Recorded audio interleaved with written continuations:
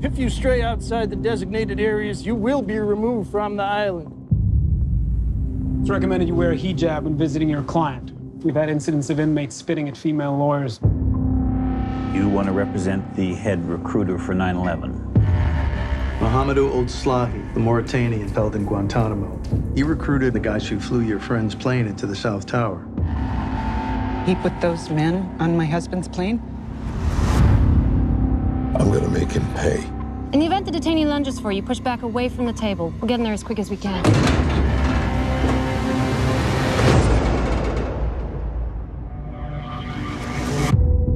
I'm Nancy Hollander. This is my associate. We wish to represent you. We are seeking the death penalty, but if we miss something, this guy goes home. Let's get to it. Call this number. Speak to my mother. Tell her, I don't know, something nice. The U.S. government is holding upwards of 700 prisoners in Guantanamo. Since when did we start locking people up without a trial in this country? That's a lot of case files. The prosecution won't show us the evidence they have against you. It's all redacted. You got a problem, take it up with the government. All my time here, I've been told you are guilty. Not for something that I have done, but because of suspicions and associations. I am innocent. He has been interrogated. He has been held against his will for 6 years without a single charge being laid against him. Doesn't it bother you at all, working for someone like this? I'm not just defending him. I'm defending the rule of law. You haven't seen what I've seen. Where I'm from, in Mauritania, we know not to trust the police. But never did I believe that the United States of America would use fear and terror to control me. A couple sleepless nights, that's all. I've never been part of a conspiracy, but I'm starting to think this is what it must feel like to be on the outside of it. You're overthinking this. Either wear the jersey or get off the field. You need to tell me what happened to you. I can't defend you. Do you understand that? You asked me to set fire to this place, but I'm still standing.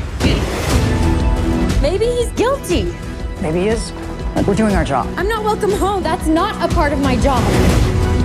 If I'm wrong, when it comes to my reckoning, I'm the one that'll have to answer for it. What makes you think you're any better than the rest of us? I don't think I'm better than anybody else. That is the point. For 8 years, I have been dreaming of being in a courtroom. Now that I'm here, I'm scared to death. You know, I think I figured out why they built Guantanamo down there.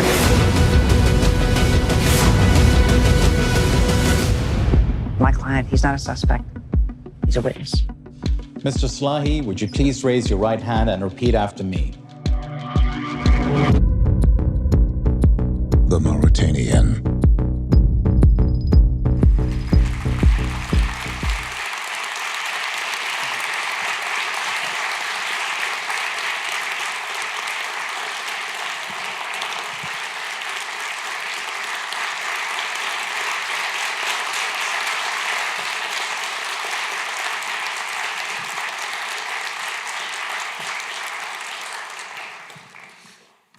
Ladies and gentlemen, we have a very special guest this evening, Mohamedou Ould Slahi. Mohamedou is a Mauritanian citizen who was interned without charge in Guantanamo Bay from 2002 until his release in 2016. Last year, as you just saw on the screens behind, the film The Mauritanian, a biopic of Mohamedou's life starring Jodie Foster, Benedict, Cumberbatch and Tahar, Rahim, was released to critical acclaim. I'm going to let Mohamedou start us off this evening just with 5-10 minutes of remarks, and then he's going to join me behind on the chairs. Mohamedou's kindly said that no questions off limit this evening, and we're very, very grateful for his time. So without further ado, Mohamedou. That's fine. Just put that down with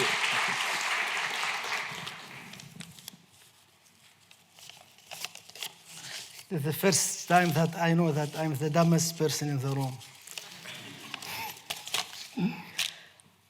But I'm not ashamed, nonetheless. I sat before a man, average everything, height, build, etc. His face showed little expression, only seriousness and a slight professional frown. But I could still read in his eyes how many painful secrets he held and had witnessed. he spoke to me with almost religious authority. As he handed me my wallet with my ID, my passport, my driver license, and asked me to count the few bills in the wallet and confirm this was everything I had on me. When the kidnapping team delivered me to the prison, I nodded, of course.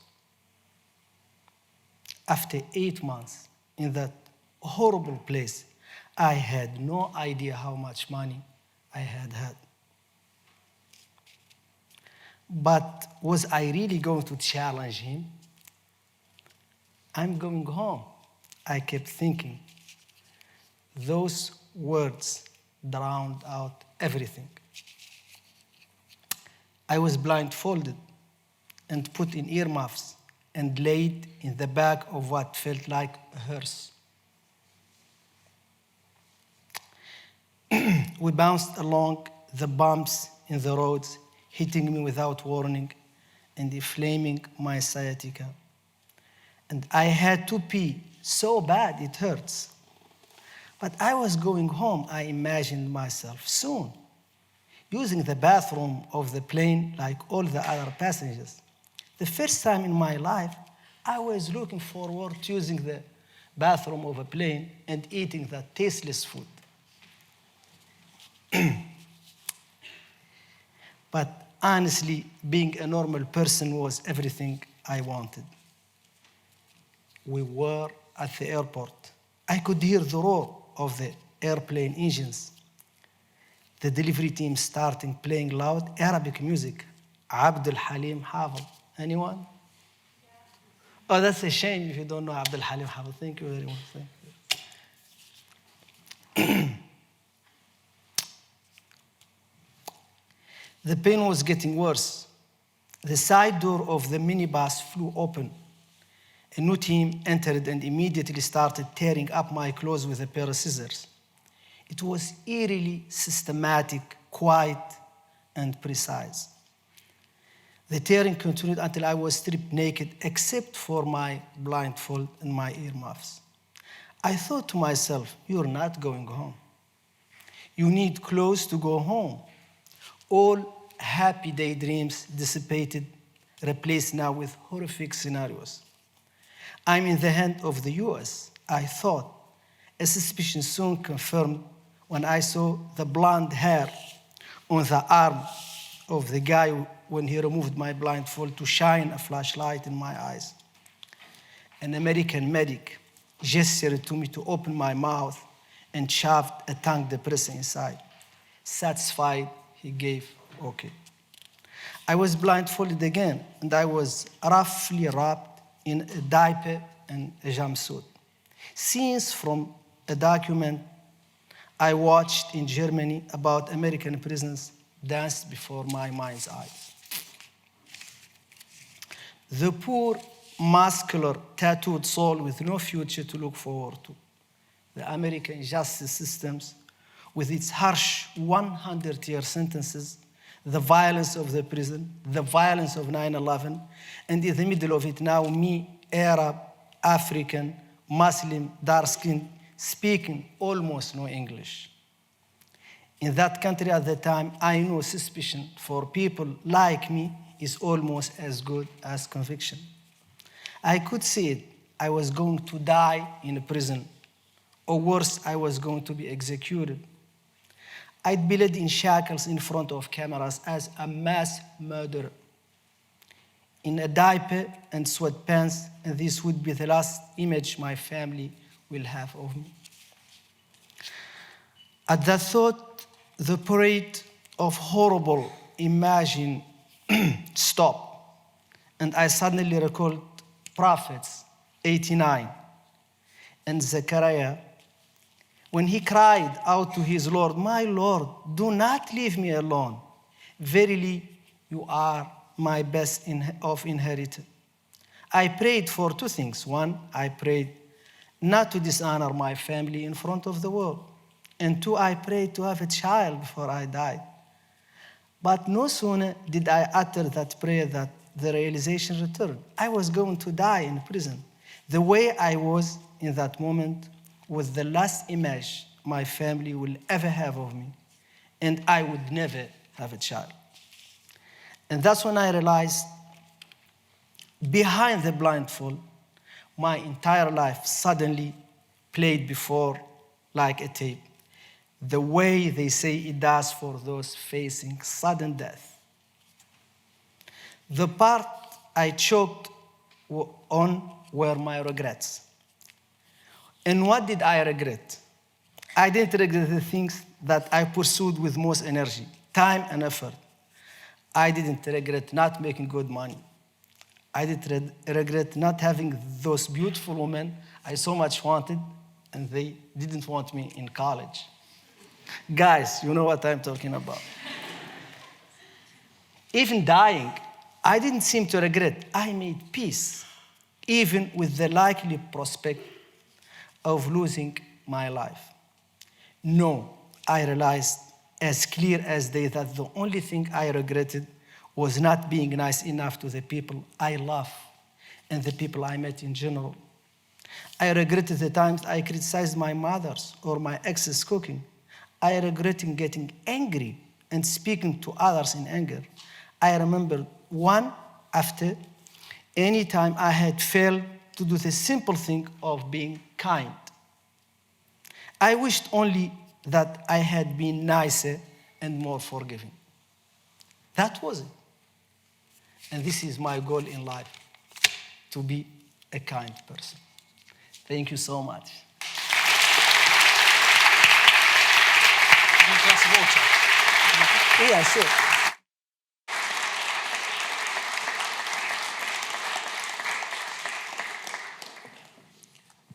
Mohamedou, thank you so much for joining us this evening. I want to try and pick up on some of the things you mentioned. Thank you, Sasha. Some of those things you mentioned just then, and also I'm sure there's questions that the audience will have about those 14 long years. But just to start off, it's now been around 6 years since you left Guantanamo Bay, and I wanted to know what the transition to something that sounds or looks like reality, normality has been like, and what you've done in the time since you left. So, thank you very much. So, I feel a little bit intimidated because of those smart cookies, you know.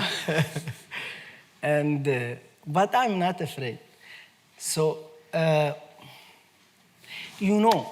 I vividly remember the day that they told me I was going home. Because when I was taken,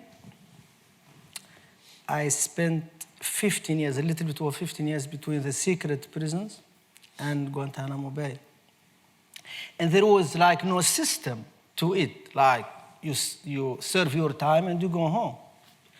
Then I remember it was a hurricane and I was Camp 6.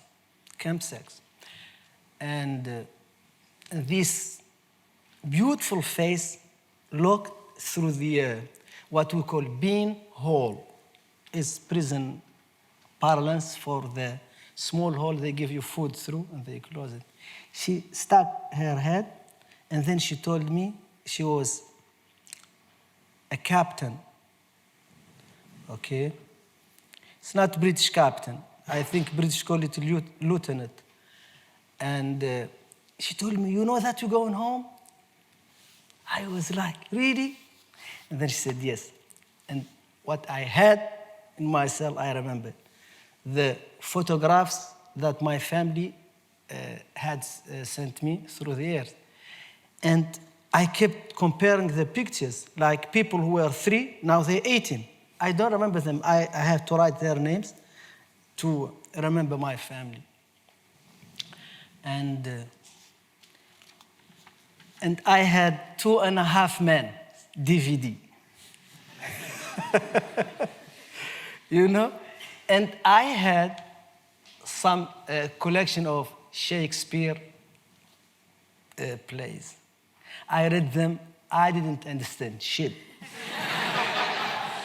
And then And the reason why, why did I ask for this stuff? Because they kept talking to me, did you read Shakespeare? I was like ashamed. I always was saying no. I said, I'm going to read Shakespeare. And now I can honestly say I did read it. No one asked, did you understand it? So, and that's it. I think that's what I had in myself. You know, and I was waiting really anxiously for the library to come back. The library comes every week once, so to trade Shakespeare with something I understand, like Louis L'Amour. And so and then I didn't know where I'm going, because it's like if someone knocks at your door and say you're going to Mars. You don't know anything. So I came back, and I was surprised that I was told I cannot go anywhere. I was not allowed to have my passport. And guys, and I wanted to understand the value of freedom, because you may not know what is like not to be a free person. And I'm saying this especially to those who come from the same background as I am. That a president, a prime minister can strip you of your papers with no consequences, that's something that is very hard to deal with. And so I waited. I have my English family and my Mauritanian family, my German family. So we kept trying to get me my papers back. It took us 3 years to get me my passport. That is my right. In this time, I decided not to stop, because I was being silenced, and I refused to be silenced. Guys, when I was a child, I went to school without shoes. We couldn't offer shoes, but I have a very sharp mouth, and I get beaten up because I couldn't back up what I said, but no one can silence me. So I started to rewrite, to fill in the redactions, censorship in Guantanamo diary. And I worked day and night, and I started to work on my novel, Ahmed and Zarga, about Bedouin life. And I did correspondence with Canadian Academy and became a life coach, you know. So I didn't stop.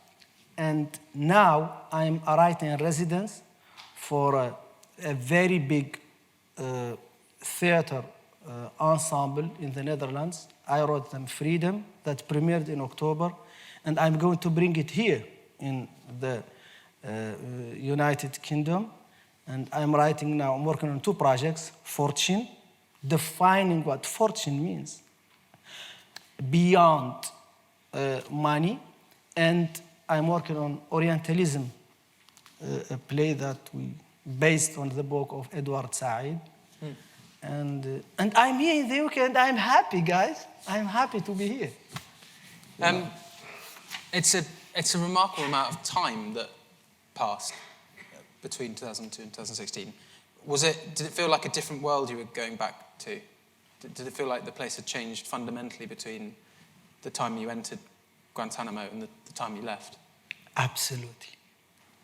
You know, guys, one of my imagination, dreams, I kept fantasizing about is having a big screen TV with all the channels. And because I was deprived of this all those years.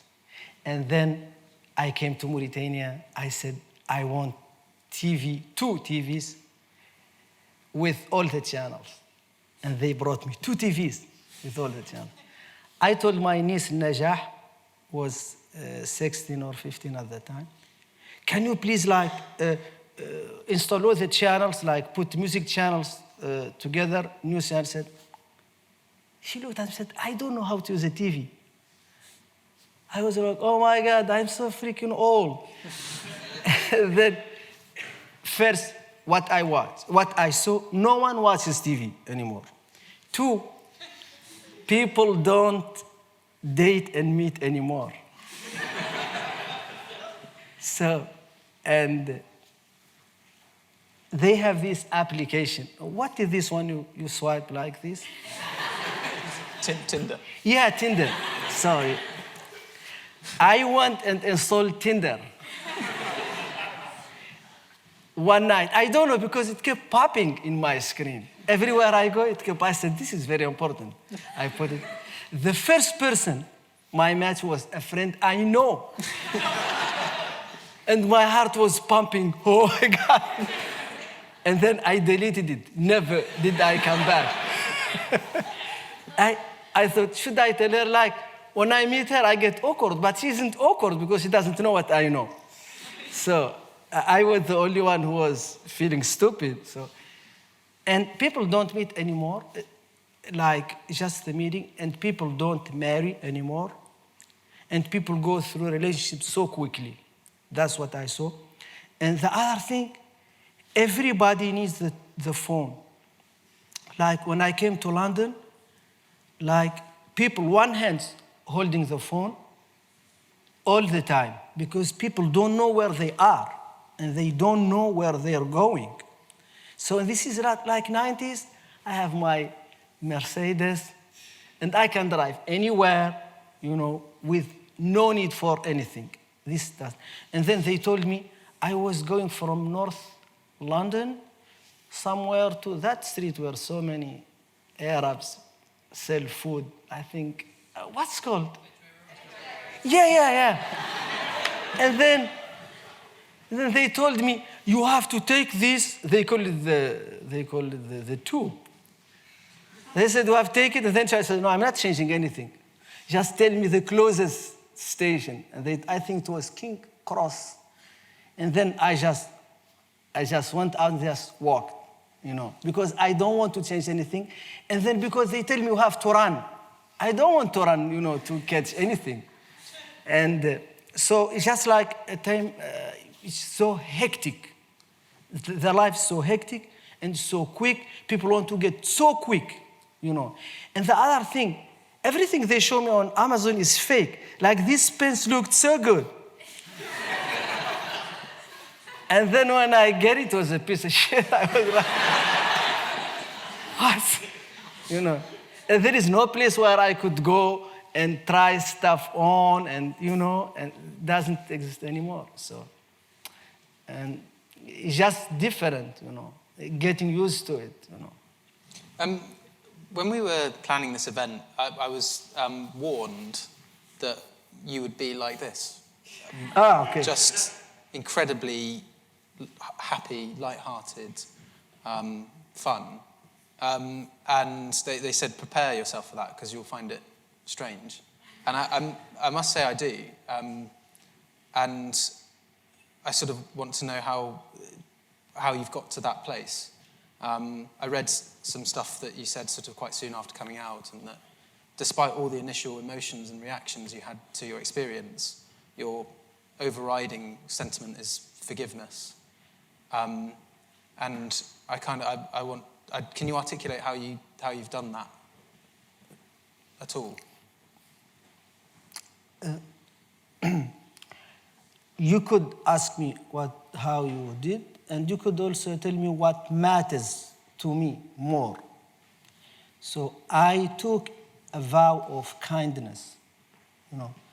That's what matters to me, you know. I could live without wealth, and I could live without a house that I own, or without, you know, being with a famous person, model, or whatever. But what matters to me as I say goodbye to this life is being a kind person. I want every person here, you know, after so many years, after I'm no longer here, to remember that I was kind to them, you know. And when you understand that, then you understand that automatically I forgave everyone who ever hurt me, who ever hurt my family, because I have no use for Richard Zuli, the police chief who oversaw my torture. I have no use for him suffering Nothing. I don't get any money when he suffers. I don't get anything. And this is the one thing. But the other thing also, that this is how I was raised. This is my belief. You know, we have, Christianity is forgiveness par excellence. Also, like in Islam, we have also this, and if you forgive, you are closer to Allah. I mean, you are closer to perfection. And I always told the guard, they said, Mohamedou, this woman came to me one time, said, why are you so upbeat? I said, what does upbeat mean? Because my English is very limited, my vocabulary. He said, upbeat means happy. And then I said, okay. And then they kept coming to me and said, why are you happy? I said, I want my humiliation to be as cheap as possible. And yeah, I don't want them to win, because if you are angry, you know, you let those who want to visit pain on you, you let them win. I mean, they say resentment is like drinking poison and wish and hope that your enemy dies. You know, and I'm telling you, this is not my say. I wish I had said it, but I didn't say it. And yeah, I just want to be a happy person. But there's sort of, is forgiveness some sort of way to freedom in some ways? Are you freer having shed those feelings? You hit the nail on the head. I give you example that everyone could relate to. Breakups are really hard. So if you love someone and you break up with them, and I thought it was only hard for men. Turns out women too, they suffer. So, and then you can choose to say, oh, I wish that bitch suffer. And then you have her in your head, you think all the time about her. This is like you enslave yourself to those bad feelings. But when you say, you know what, I feel really hurt. And I think from where I stand that you hurt me. But I'm going to set you free. And I'm going to wish you the best possible life you could get. And this way, this is very hard to do, but this way you start to distance yourself from these bad wishes that you wish on this person and, you know, enslaving yourself to those bad feelings. You're a religious man. What were your experiences during your time at Guantanamo Bay with your faith? Do you feel like it changed, or it grew stronger, or it was weakened at times? Did you lose faith? You know, I have to be very, very straightforward on this. My faith was shaken, absolutely. You know, because like I grew up with my grandma, and she told me, if you do good things, then good things are going to happen to you. If you give charity to people, Allah will give you more money, which was good investment. And and I kept doing this thing. And then I thought, the way I grew up and like being a Muslim, following the Malikite school of thought, this was it. You cannot be better than this. And then I met an American in prison who told me I was going to hell. I was sick. What did I do? He said, because you are not baptized. And then I met people who thought that Jesus Christ grew up in Alabama. This is serious. And just like this very sudden, you know, earthquake, you know, it just completely shook my belief completely. And then I just realized that every person on this planet is a walking set of beliefs. Every person in this room is a different belief, is a different religion than anybody, just like our fingerprint. Then I decide to update my faith and make it to a personal relationship with God. We say Allah, but I'm not going to do any bad thing when I say Allahu Akbar. So, and And that's just this, like, you know, image of God as a very wrathful being waiting there to punish us. It's just not anymore there. So we have a beautiful saying, وَمَا أَرْسَلْنَاكَ إِلَّا رَحْمَةً لِلْعَالَمِينَ. We only send you as a mercy to the world. And then I'm embracing this mercy, and I'm embracing all cultures and all people of other faith, and maintaining my personal relationship with God. I've just got one other question on this bit, which might be a bit of a seg into the film. And that was a remark that Benedict Cumberbatch made just after the film was released. And he said that in some ways the film wanted to challenge that black and white, good and evil image that we sometimes have of the world, and that the characters are sort of quite complex. And also the sort of stereotypes of America bad are also challenged. Nancy Hollander, of course, is quite an interesting character because she's absolutely driven by defending you, but you know she's an American and she has all those feelings after 9/11. I just wanted to get your views on that and ask you about also some moments of kindness maybe that you experienced whilst you're at Guantanamo Bay, and particularly about your relationship with Steve Wood.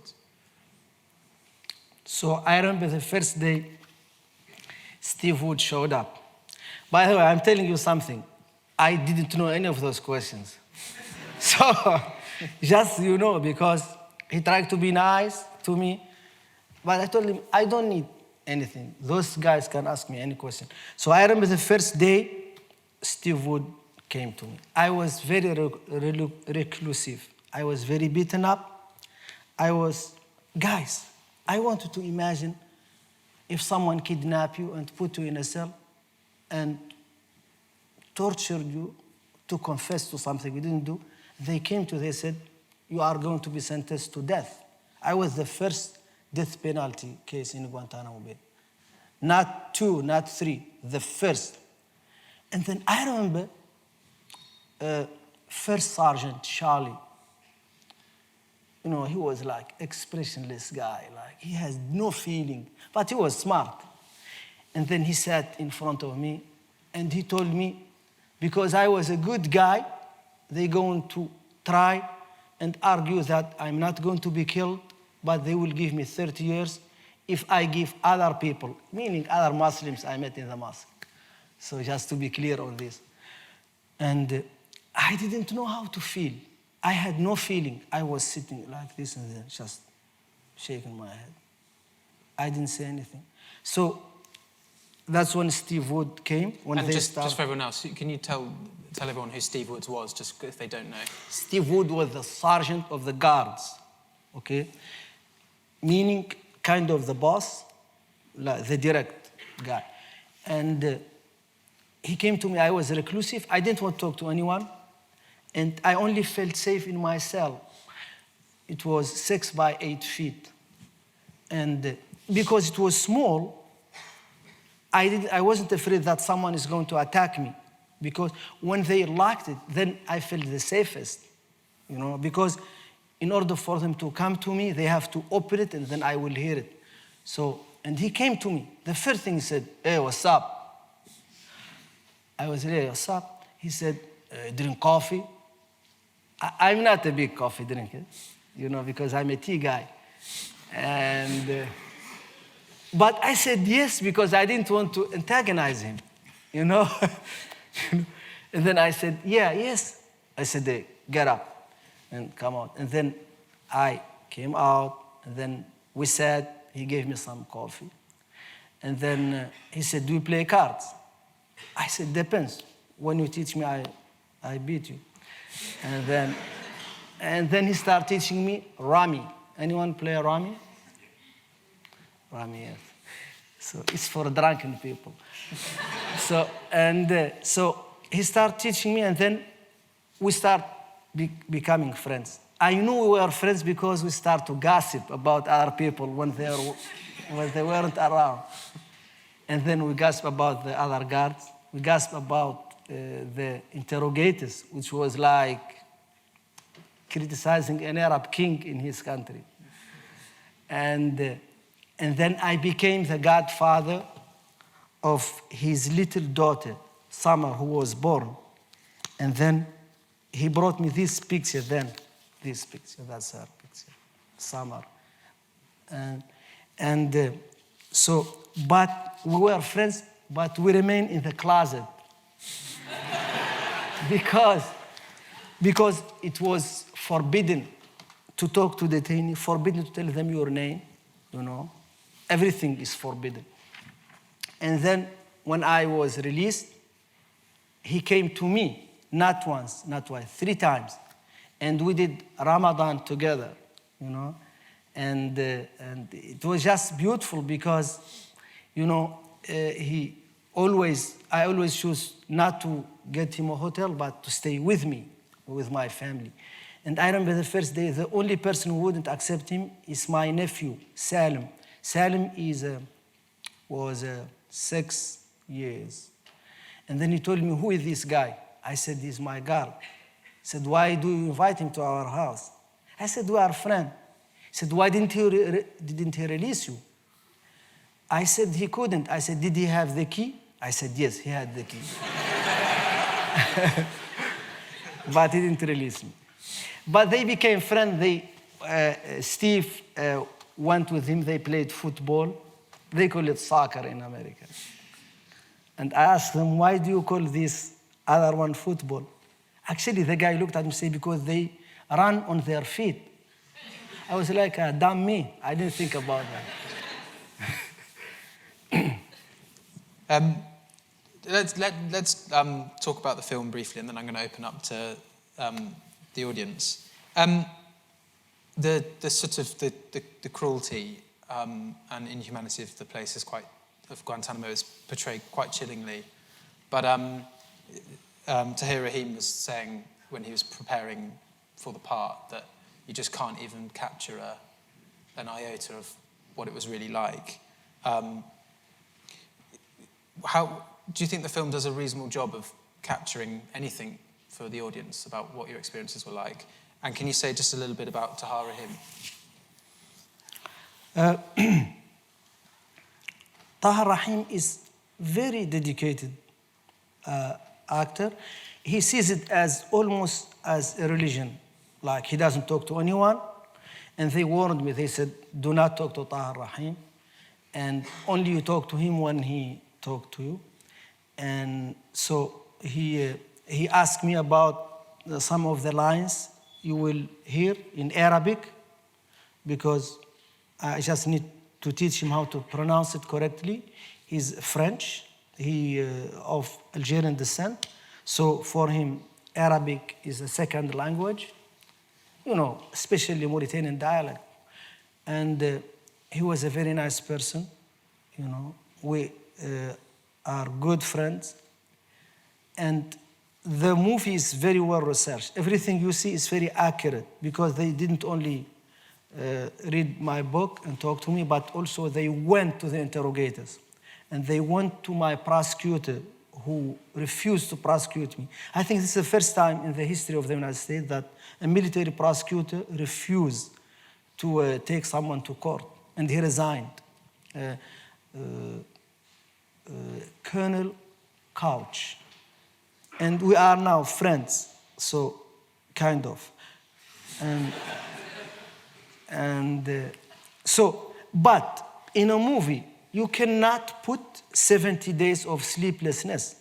The first 70 days of the program, no sleep, no sleep. And I want to tell you guys something. They always come to the cell, they said, no sleep for terrorists. Guys, you guys are young people. This crime that they call terrorism is a political tool to oppress people, especially where democracy is very weak.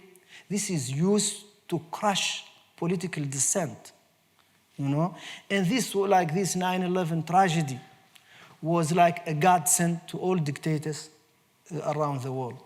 And I always thought, how do you know someone is a criminal? Because terrorist does not define to me anything, because you could be a terrorist in this country and a hero in the next country. There is no definition, but a murderer is a murderer everywhere because same standards. So, yeah, I was just saying that 15 years cannot be put in 2 hours, But what you see in the movie is fairly accurate. One of the concerns that some people had after the film was released was that it might let the United States off the hook, so to speak. So to portray them in a slightly better light than maybe they should be shown in. And there's the sort of narrative about the white savior, the person that's sort of Nancy's a hero in many ways in the plot. What do you think about that in particular? And also, do you think America will ever really reckon and confront with what went on at Guantanamo Bay, or goes on at Guantanamo Bay? This is a very hard question, it's very complicated. So in the discussion, when they were writing a script, they were telling so, and then, I know Nancy, how she will appear. She's a hero, of course, and I know also the prosecutor. I told them, guys, I'm an Arab from Africa, so I'm not used to be a hero in anything, so let the Americans be the heroes because they used to be heroes. So. And I mean, we have to look at the positive thing. This is the first time, to my knowledge, in Hollywood that someone as a minority, a person of color from Africa, an Arab person, is being portrayed in a way that is not evil, in the movies, we always have bad accent. We always look unshaven. We always look scary. I'm scared of my brothers when I see them in the movies. I said, I don't want this guy any close to me. And of course, a movie is made for an audience. And American in movies look very sexy. They look very attractive. I mean, I don't mean any disrespect. What? When you see like someone doing comedy with a British accent, I get, what? Because I'm used to Friends, It's so quick, it's so easy to understand. I'm not used to very complicated British comedy, So Americans are really, and by and large, American people are very good people, I mean, people who say hateful stuff. Like, I'm a Muslim, I can say that, extremists in my part of the world who say horrific stuff about America, they don't know America. They don't know how nice American people are, And I'm happy if this movie portrays Americans as good people because by and large, American people are good. Yeah. There is an American guy here. I'm going to open up now, so if you'd like to ask Mohamedou a question, if you just throw your hand up and I'll try and get a mic to you. The first hand went up there. Do we have a mic up in the rafters? Great. Thank you. Hi, thank you so much for your speech. I wanted to ask you about Abu Zubaydah. I think he's still in Guantanamo Bay, and I wanted to ask you, do you know why they are still keeping him? The name again? Abu Zubaydah. Abu Zubaydah. Yeah. Your name? My name? Yes. Tughba. Thank you, Toba, for this beautiful question. So, unfortunately, I never get to see or meet Abu Zubaydah, either outside prison or inside Guantanamo Bay. I spent about 90% of my prison time in total isolation. So, and he was also in a different camp, also mostly, as I understand, in isolation. My understanding from his tragedy that it was just like bad intelligence, and he was simply tortured, with no reason, because my understanding that he cooperated with them, told them, this is who I am, this is what I did, but they were talking about this theory of a ticking bomb, you know. And he's not released yet. He's still in prison. I think when you are in a prison and you have no buffer between you and the violence of the state, there is no telling when you get out of prison, because there is no judge who can compel the government to release you. Only America can release you. That is American executive power. And this is fascism. You said they were listening to Abdul Halim Hafiz. Why would they listen to Arabic music if they were Americans? Okay. Very good question, by the way. The guy is a good singer. So the team was, first, I have no way to know their identity, but I was being held in a Jordanian secret prison. And they play the music to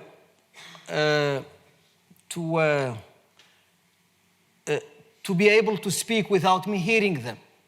So it's just loud music, so I couldn't hear anything except the music. So they could communicate efficiently without me picking up on their what they were saying. Thank you very much for coming. Thank you. Amid kind of the horror that was Guantanamo Bay, what is there one particular moment that stood out to you, of a moment of kind of rare humanity or kindness that shone through? You mentioned the man that helped you play cards, but was there any other moment in particular where, amid the kind of darkness of it, sort of a humanity shone through? Yes. It was in the thick of my torture, because when they start torturing me, so I'm not talking about anyone else, so I became a different person. I don't know who I was, but I wasn't me. It wasn't me. When you talk to me, I'm not going to tell you what I think, you know, for instance, because that's not me. I'm a different person.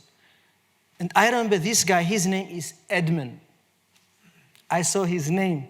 They were hiding. But one time they told me to clean their space.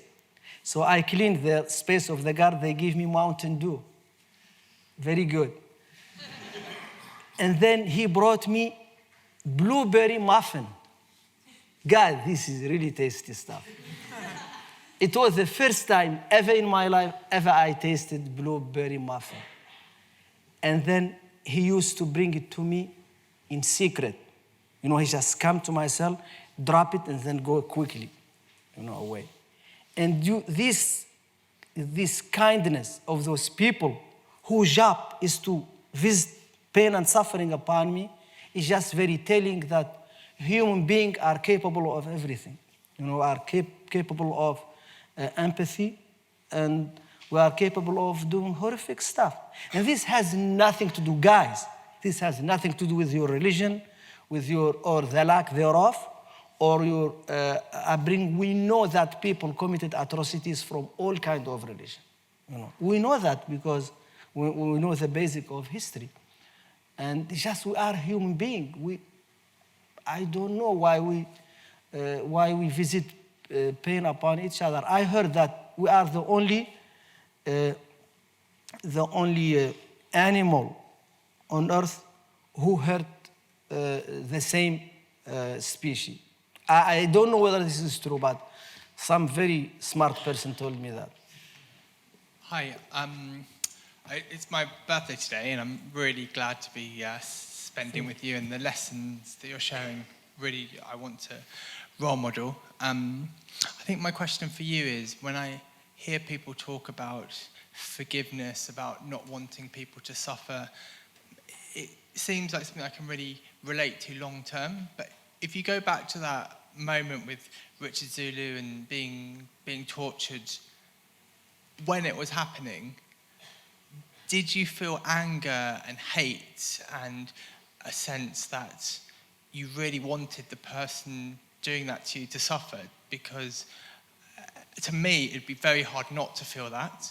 And if you didn't feel that, how did you manage to kind of get to that place? Yes, I wanted revenge. I wanted the people to suffer, you know. At that moment, I was fantasizing about going out, having a gun, coming back, killing all of them. Not only killing, also their family.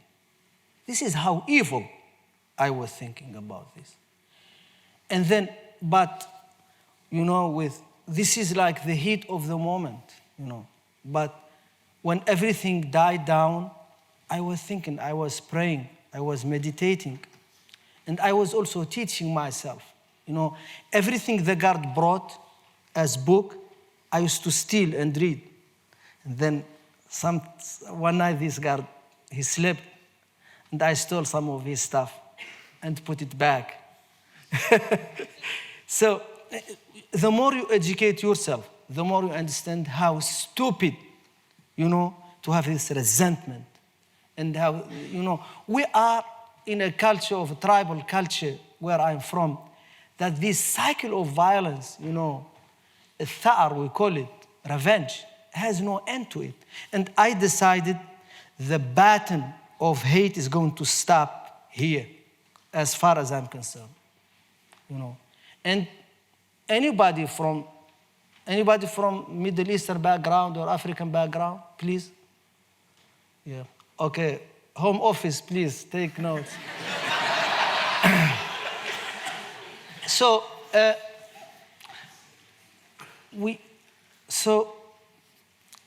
this like cycle of revenge on defending your honor is just so stupid, you know. And it's very popular in my part of the world to criticize America and said horrible stuff about America. But that is a disservice if you know that American people are not evil. And you lie to your people and tell them American people are evil. American government is horrible. I say this. No question asked. But so is most of our governments, unfortunately. You know, that has nothing to do with people. We love each other. Steve and I, we are going around the world telling people he's American, I'm a Mauritanian, Arab, Muslim. But we want peace in the world. We don't want war. Thank you. Thank you for coming. My name is Kavita Mohanty, and I'm a lawyer. It's honestly a privilege to see you because 2 weeks before I was coming to Cambridge, I saw your movie, and I was disturbed. I was supporting capital punishment at a point of time back in India, but then the fact that the scenes in the movie, and it truly changed my perspective with respect to that there are, of course, innocent people out there. So to tell that you're an inspiration would be an understatement, but thank you for coming. My question is that, given that you've lived these 16 years, and to state that it's horrific is again going to be an understatement, but now the past 6 years, you having to speak about this all the time, even in interviews or today at the union, do you not think that sometimes you don't want to talk about these things that happened? Okay. First, thank you so much, and much love to India. I really love India, and this is my duty to those who are still in Guantanamo Bay, you know, to speak out. Not everyone, no one in Guantanamo Bay can speak for themselves.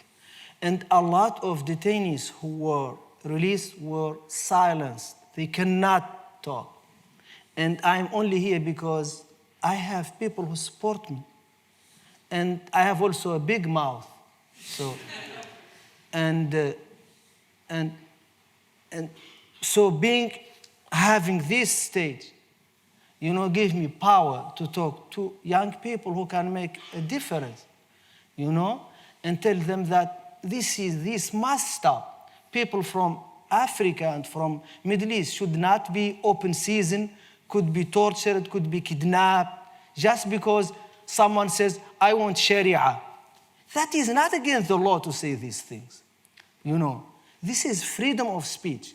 You know, does anyone want what those very few people on the fringe want? No, I don't know anyone in their right state of mind who want to live under ISIL or under Al-Qaeda. But ironically, if you let those people speak, you know, then that's how you defeat these kind of ideas, you know. And it just need to stop, you know, and I'm here on a mission. This is my mission to say that people from Africa and the Middle East should enjoy the same rights you enjoy in the United Kingdom. We are no less than you. We should always be subject to the rule of law, and not because we are like Arabs or Muslims or black or Latin American for that matter, that we don't deserve the rule of law. Hi, thank you for coming today. You've spoken of like the importance of the rule of law, and obviously your case is a blatant example of when that's been broken and torn to shreds. From your experience, what can kind of the general public do to make sure that we prevent cases like what America does in Guantanamo and what happens in these sorts of secret prisons from happening, and make sure that we, you know, the public keep government to account? I mean, what you do, like this kind of debate, this freedom of speech, you know, this kind of freedom of speech that expose, you know, all those atrocities that governments, you know, commit. This is not only America. You know, the biggest offender in the so-called war on terror are Arab regimes and corrupt African regimes. I'm saying this. We need to say this, you know, as it is. And without their help, without the help of authoritarian regimes, America could never have pulled off those atrocities and what they did. And like, this is a country where you are very famous for demonstration, which is good, and demonstration for human rights, including now the atrocities that are being committed in Ukraine, you know. And I cannot be honest to myself if I talk about what is being done against African and the Middle Eastern, and not talk about those atrocious acts against innocent people in Ukraine. And I'm saying my prayer and my heart go out for those people suffering in Ukraine, because just some people want power, you know. And I'm saying at the same time that US and UK have no moral authority to tell you should not invade other countries. Unfortunately, they don't have this moral authority, which is so painful, because if they had this moral authority, I would be so happy, you know, but they don't. And yeah, I'm just speak out and try to change and try to talk, like, you know, especially this is beautiful, like so many faces and so many like nationalities. Today I was walking, I heard Italian, people speaking Italian. I heard people speaking Spanish. I heard people speaking some Indian language I didn't understand, you know, and this is just beautiful. The world is in Cambridge. Hi, thank you for coming. My name is Aisha. I just wanted to say I really like your outlook on life right now and how your faith really steers you and how you think about everything. I just wanted to ask, is there anything that you would have told yourself during your imprisonment or beforehand? And do you have any regrets about the way you thought about life back then? Because you did say you were a different person. So yeah, thank you. Aisha, thank you so much for your question. So, guys, I want to mention, I hate elephant in the room. Every decision I made in my life, I made in good faith. There are two decisions that I made, but they turned to be not good. I went to Afghanistan. Back then, it was supported by your country, the UK. And I get my visa for the Mujahideen in Mujahideen Embassy in Bonn, Theaterstraße 12, Theater Street number 12. And I didn't know anything. I just saw people suffering. And then I want to help them. I didn't know this were like a geopolitical battle between the United States and the Western world and Russia. I had no clue. The other decision, my cousin called me. And his father was in the hospital. And he wanted me to send him money. I sent him money. This was when the CIA put me on the red list because the phone was being tapped, his phone, and he was wanted. I mean, I tried to regret, but I know everything I did in good faith. And I cannot honestly tell you that I regret any of what I did. You have to convince me, And this is what we call qada and qadar. I accept it. So what we call just, you have this term in Christianity too, like it's like karma. Fate. Yeah, fate. Guys, I know you guys are very smart. We have very big philosophical and scientific question we don't have any answer to. Determinism versus the other thing that is not determinism. Free will. So, yeah. Free will. Yeah, free will. So,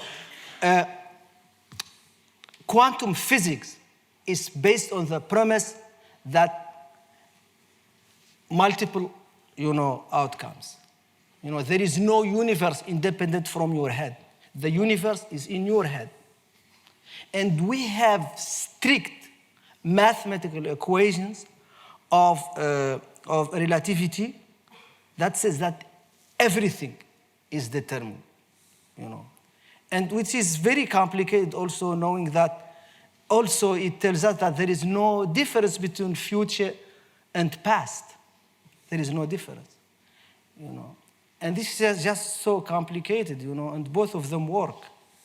And they seem to be very contradictory, especially in breaking the premise of relativity that there is no speed higher than light. But entanglement says things can communicate quicker than light. And Einstein died and he didn't understand this. And if Einstein didn't understand it, I guarantee you that you guys, smart cookies, will not understand it. Hi, thank you again. My name is Alex, and I want to say I'm sorry for your suffering. But you said that your time in Guantanamo broke your faith, and you were there for a very long time. And I'm not a person of faith, and even I know that I would need to hold on to something in that time to get me through it. And I want to know what you held on to, and how you rebuilt your faith after that. To be honest, this is not an easy question,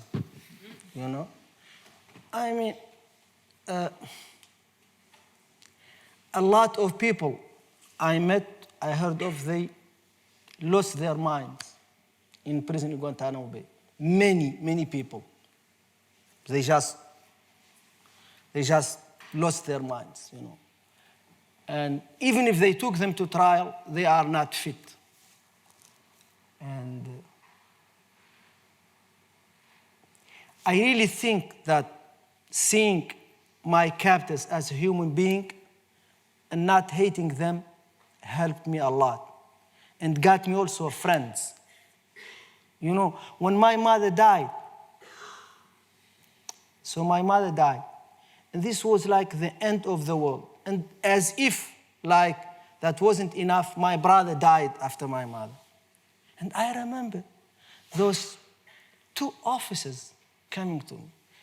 American dress much better than you guys, by the way.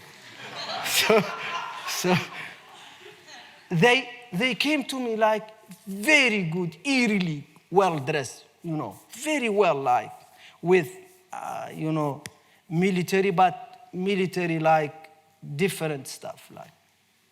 And then they came to me, and I said, oh, and I'm going home.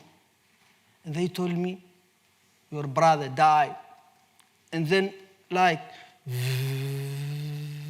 I couldn't hear anything. They were moving their lips. I couldn't hear.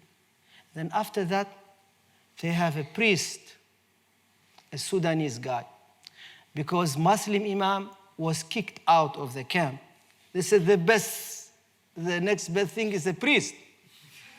And he was reading from the Bible. Guys, I know the Bible. I read the Bible many times over. And then he was, and I was just waiting for him to finish, because I just want to go back. And when they left, I had so much pain in my heart. I need to punish my body to make my heart, and my body the same level. And then I stood up and I started to recite Quran, because I know all the Quran. That's not a big thing. A lot of Muslims do the same thing. So, and then I kept reciting, singing until I collapsed. I sang 300 pages about. And then I slept a little bit, woke up, and I recited the other 300 pages. And then, so all of this pain, so the guard came to me. I told you I was in this stage, I didn't want to talk to anyone. They said, Mohamedou, they know they had, Mohamedou, we know you are in pain, but we want to, convey our condolences, and we wanted to play card with us. I was happy. We played spades. Anyone knows spades? Guys, you study a lot. Guys, life is not only studies, there are a lot of things. Life is too short. I remember, one of my most important lecture was the basics of electricity. That was very important because I studied microelectronics. And I hated to go to the class in the morning. And then this, I don't know what got into my head. I went to the lecture, 8 a.m. But I was so tired, I slept in the lecture. And then I woke up, everybody was laughing so loud. The lecturer, Ingo Wolf, made the remark, oh, someone is sleeping. And I decided never to come back to the lecture. Or if I come, I sit very far back that I could sleep and no one would notice. So I wasn't a good student. Hi, hello. My name is Esther. I just wanted to ask, I've also seen or heard a talk from Mohamedou. I went to him in my undergraduate university and I also happened to read some of his book. And I think he was detained at a similar time to you, I believe, 2002. I was just wondering if you have come across him and if anything that he said resonated with you at any point. And if anybody doesn't know who he is, he's a former Guantanamo detainee as well, and he was released 3 years later, in 2005. So I was just wondering if anything that he said or wrote in his book resonated with you, or if you have read it, or if you have come across him. I just was wondering. Thank you. Mohamedou Beg? Yeah, Mohamedou Beg. Yeah, Mohamedou Beg is my brother, and we are in contact.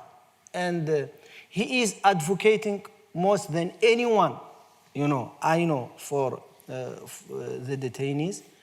And he is lucky in a way because he's a British citizen.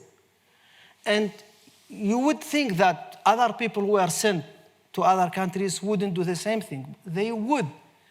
But they risk so much. They risk prison, they risk intimidation. I know this because I went through this, And I think he's brave. I think he's doing a very good work with Andy Worthington too, and absolutely. I read his book too. Is that?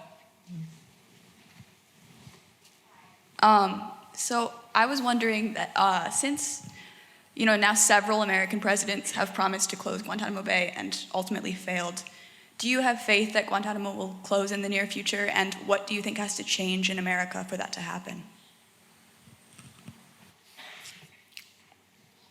I can tell you that Guantanamo Bay does not belong into a democracy.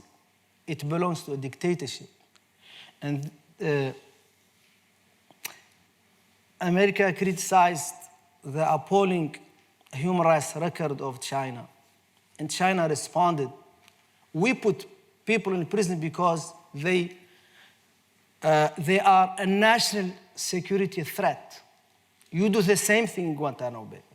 If I was an American official, I wouldn't have any response to this. Because how could you decide, how could you play judge, jury, and execution in a democracy? I hope and pray that Guantanamo Bay be closed, because American people are better than Guantanamo Bay. I don't believe in the goodwill of a government. I believe that government only react to public pressure, and I believe that democracy is not something that needs to be always protected by people like you and by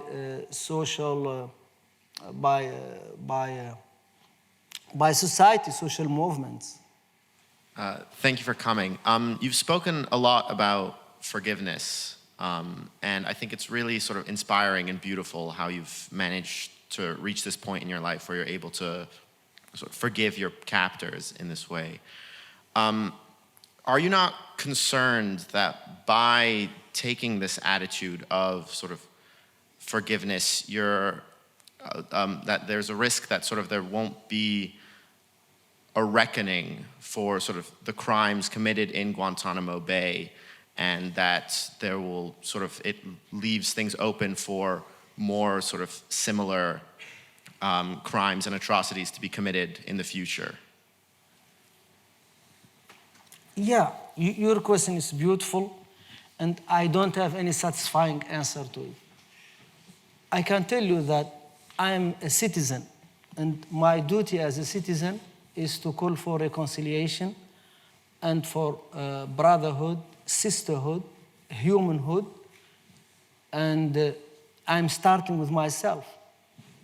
This does not mean that the United States should not and must not hold its citizens accountable to the crimes they did, and every other country for that matter.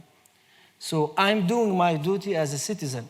My part of the world has been suffering a lot because of wars and because of extremism. And those two things feed on each other.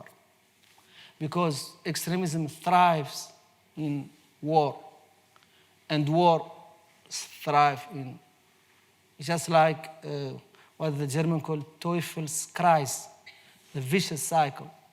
And I'm doing my duty as a citizen to forgive and to call for peace and reconciliation because we need it.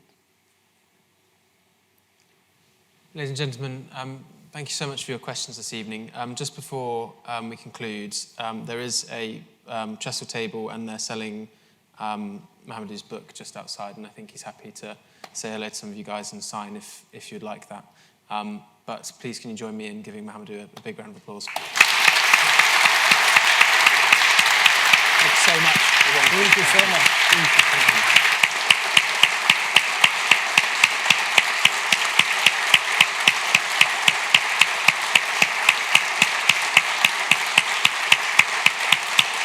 you. Okay.